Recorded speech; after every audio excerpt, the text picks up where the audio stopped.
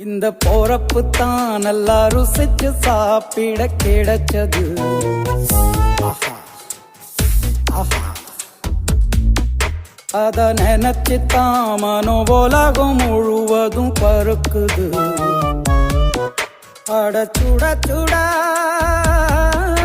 அட சுட சுட அந்த மதுரை மல்லிப்பூ இட்லியே மீன் குழம்புல கொஞ்சம் புரட்டி சாப்பிட எச்சிலு ஊறுது உள்ளுக்குள்ள. இந்த போறப்பு தான் நல்லா ருசிச்சு சாப்பிட கிடைச்ச